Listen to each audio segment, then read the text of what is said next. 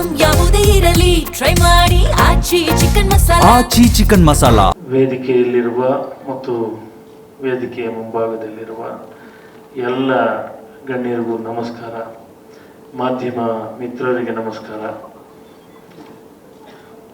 When movie starts, when producer knots is head, ಯಾವಾಗ ನಿರ್ಮಾಪಕ ತಲೆ ಆಡಿಸ್ತಾನೋ ಅಂತ ಆಗ ಸಿನಿಮಾ ಶುರುವಾಗೋದು ಅಂತ ಒಂದು ಮಾತಿದೆ. ನಿರ್ಮಾಪಕ ಸನತ್ ಕುಮಾರ್ ಅವರು ಒಂದು ಸಿನಿಮಾ, ಅದಕ್ಕೊಂದು ಎಲ್ಲ ರೀತಿಯ ಚೌಕಟ್ಟು ಅಂದ್ಕೊಂಡು ನನ್ನನ್ನು ರವೀಂದ್ರ ಅವ್ರನ್ನ ಕರ್ಕೊಂಡು ಬಂದು ಭೇಟಿ ಮಾಡಿದಾಗ ಅವರು ನನಗೆ ಈ ಥರದ್ದೊಂದು ಅವ್ರದ್ದೊಂದು ಫ್ರೇಮ್, ಆ ಫ್ರೇಮಲ್ಲೂ ಒಂದು ಸಿನಿಮಾ ಮಾಡಬೇಕು ಅಂತ. ಸರಿ, ನೀವೇ ಕತೆ ಮಾಡಬೇಕು, ಚಿತ್ರಕಥೆ ಎಲ್ಲವೂ ನೀವೇ ಮಾಡಬೇಕು, ಮಾಡಿ ಅಂತ. ಆಗ ನಾನು ಯೋಚನೆ ಮಾಡಬೇಕು, ಸರ್ ಸ್ವಲ್ಪ ಸಮಯ ಕೊಡಿ, ನಿಮ್ಮ ಐಡಿಯಾ ಎಲ್ಲ ಚೆನ್ನಾಗಿದೆ, ನನಗೆ ಸ್ವಲ್ಪ ಸಮಯ ಬೇಕು ಅಂತೆ. ಮಾಡಿ ಅಂದರು. ಒಂದು ಸ್ವಲ್ಪ ದಿವಸದ ನಂತರ ಒಂದು ಥಾಟ್, ಭಾಳ ಹಿಂದೆ ಇದ್ದಂಥ ಒಂದು ತಲೆಯಲ್ಲಿದ್ದಂಥ ಒಂದು ಥಾಟ್, ಯಾರಿಗೆ ಏನು ಅಂತಂದಾಗ ರೇವಣ್ಣ ಅವರ ಮಗ ಅನೂಪ್ ರೇವಣ್ಣ ಅವ್ರು ನಿಂತ್ಕೊಂಡು ಮಾಡಬೇಕು ಎಲ್ಲ ಹೇಳಿದ್ರು. ಸೊ ಅನೂಪ್ ರೇವಣ್ಣ ಅಂದ ತಕ್ಷಣವೇ ಒಂದು ನ್ಯಾಚುರಲ್ ಆಗಿ ಒಂದು ಪೊಲಿಟಿಕಲ್ ಬ್ಯಾಕ್ಗ್ರೌಂಡ್ ಇರುವಂಥ ಕುಟುಂಬ.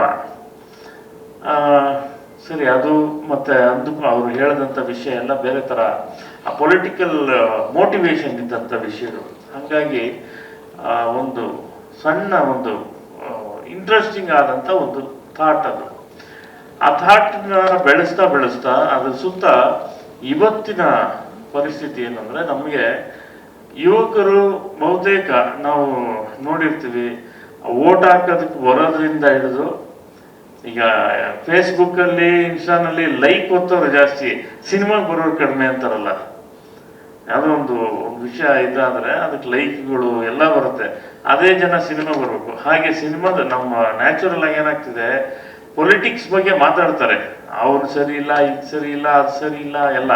ಆದರೆ ವೋಟ್ ಹಾಕಬೇಕು ಅಂತ ಬಂದಾಗ 50%, 60% ವೋಟ್ ಆಗುತ್ತೆ.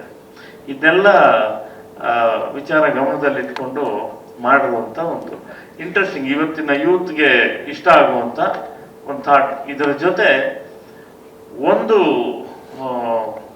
ಏನು ಅಂತಂದ್ರೆ, ನಾಯಕ ನಟ ತನ್ನದೊಂದು ಗುರಿ CM ಅಭಿಮಾನಿ ಆತ, ಅವರ ಗುಣಗಳನ್ನು ಅಳವಡಿಸ್ಕೊಂಡು ಬೆಳೆಯುವಂಥ ಕ್ಯಾರೆಕ್ಟರು.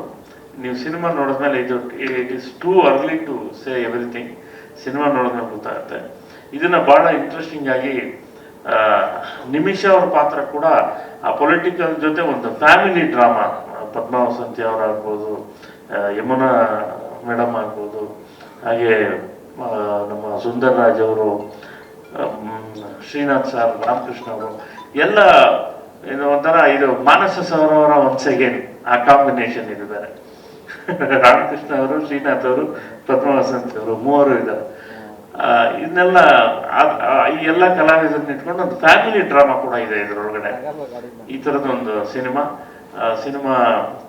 ಈಗ ನಿರ್ಮಾಪಕರು ಥಾಟ್ ಏನಂದ್ರೆ, ಮೊದಲು ಒಂದು ಸಾಂಗ್ ಬಿಡೋಣ ಅಷ್ಟೇ, ಆಮೇಲೆ ನಿಧಾನವಾಗಿ ಎಲ್ಲ ಮಾಡೋಣ ಅಂತ ಒಂದು ಆರಂಭನೇ ಯಂಗ್ಸ್ಟರ್ಸ್ ಪೊಲಿಟಿಕ್ಸಿಗೆ ಬರಬೇಕು ಅನ್ನುವ ಒಂದು ಆಶಯ ಇರುವಂಥ ಹಾಡಿನಿಂದ ಇದರ ಪ್ರಚಾರ ಆರಂಭ ಆಗಿದೆ. ಸಿನಿಮಾ ಈಗಾಗಲೇ ಮುಗಿದಿದೆ.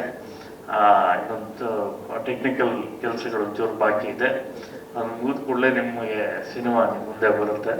ಈ ಸಿನಿಮಾಗೆ ನಮ್ಮ ರೇವಣ್ಣ ಸಾಹೇಬ್ರ ಏನು ಮಾರ್ಗದರ್ಶನ, ಆ ಸಿನಿಮಾದ ಏನು ಅಚ್ಚುಕಟ್ಟಾಗಿ ಮಾಡ್ರಪ್ಪ, ನೀವು ಚೆನ್ನಾಗಿ ಮಾಡ್ರಪ್ಪ, ಹಂಗೆ ಮಾಡ್ರಪ್ಪ, ಹಿಂಗೆ ಮಾಡ್ರಪ್ಪ ಅಂತೇಳಿ ಅವರ ಬೆಂತಟ್ತಾ ಇದ್ರು ಸದಾ. ಅದೊಂದು ಭಾಳ ದೊಡ್ಡ ಪ್ಲಸ್ ಪಾಯಿಂಟ್ ನಮಗೆ ಸಿನಿಮಾಗೆ. ಹಾಗೆ ಅವ್ರ ಜೊತೆ ವೆಂಕಟೇಶ್ ಅವರು ಇದ್ದಾರೆ, ಅವ್ರಿಗೂ ಕೂಡ ಅವರು ಬೆನ್ನತ್ತಿದ್ದಾರೆ, ನಿರ್ದೇಶಕರಿಗೆ, ನಿರ್ಮಾಪಕರಿಗೆ, ನನಗೆ, ಎಲ್ರಿಗೂ ಸರ್ ಬೇಗ ಮಾಡಿ, ಅದು ಮಾಡಿ, ಇದು ಮಾಡಿ ಅಂತೇಳಿ. ಸೊ ಈ ಥರದೊಂದು ಸಿನಿಮಾ, ಒಂದು ಇಂಟ್ರೆಸ್ಟಿಂಗ್ ಆದಂಥ ಯೂತ್ಫುಲ್ ಆದಂಥ ಸಿನಿಮಾ ವಿತ್ ಪೊಲಿಟಿಕಲ್ ಬ್ಯಾಕ್ಡ್ರಾಪ್ ಇರುವಂಥದ್ದು. ಈ ಸಿನಿಮಾಗೆ ದೊಡ್ಡ ಯಶಸ್ಸು ಸಿಗಬೇಕು ಅನ್ನೋದು ನಮ್ಮೆಲ್ಲರ ಆಶಯ. ಸಿಗಲಿ ಅಂತ ಭಗವಂತನಲ್ಲಿ ಪ್ರಾರ್ಥನೆ ಮಾಡ್ತೀನಿ. ನಾನೊಂದಷ್ಟು ಗ್ಲಿಮ್ಸ್ ನೋಡಿದೆ. ಅನೂಪ್ ಅವರ ಏನು ಅವರು ಏನು ಆಗಲೇ ಹೇಳಿದ್ರು ನಾನು ತಪ್ಪ ಆಗ್ಬಿಟ್ಟಿದ್ದೀನಿ ಅಂತ. ಆದರೆ ನಿಜಕ್ಕೂ ಪಾತ್ರಕ್ಕೆ ತುಂಬ ಚೆನ್ನಾಗಿ ಒಗ್ಗಿದ್ದಾರೆ. ಮುಂದಿನ ದಿನಗಳಲ್ಲಿ ಇನ್ನೂ ಒಳ್ಳೊಳ್ಳೆಯ ಪಾತ್ರಗಳನ್ನು ಬರೆಯಬಹುದು. ಅನೂಪ್ ಅವ್ರನ್ನ ಆಗಲಿ ನಮ್ಮ ನಿಮಿಷ ಅವ್ರನ್ನಾಗಲಿ ಇಟ್ಕೊಂಡು ಒಳ್ಳೆ ಪಾತ್ರಗಳನ್ನು ಮಾಡಿಸ್ಬೋದು ಅಂತ ಒಂದು ಬಲವಾದ ನಂಬಿಕೆ ಬರುತ್ತೆ ಈ ಸಿನಿಮಾ ಮೂಲಕ. ಅವರಿಗೆ ಶುಭವಾಗಲಿ, ಇಡೀ ಚಿತ್ರತಂಡಕ್ಕೆ ಶುಭವಾಗಲಿ. ನಿರ್ದೇಶಕ ರವೀಂದ್ರ ಬಗ್ಗೆನೂ ಮಾತಾಡಬೇಕು. ರವೀಂದ್ರ ಏನು ತುಂಬ ಒಂದೊಂದು ದೃಶ್ಯನೂ ಕೇಳಿ ಶೂಟಿಂಗ್ ಮಾಡೋವಾಗಲೂ ಕೂಡ ಸರ್ ನಾನು ಹಿಂಗೆ ಮಾಡ್ತಾ ಇದ್ದೀನಿ, ಒಂದು ಸಣ್ಣ ಬದಲಾವಣೆ ಹಿಂಗೆ ಮಾಡಲ್ಲ ಹಂಗೆ ಮಾಡಲ್ಲ ಅಂತೆಲ್ಲ ಕೇಳಿ ಮಾಡಿದ್ರು.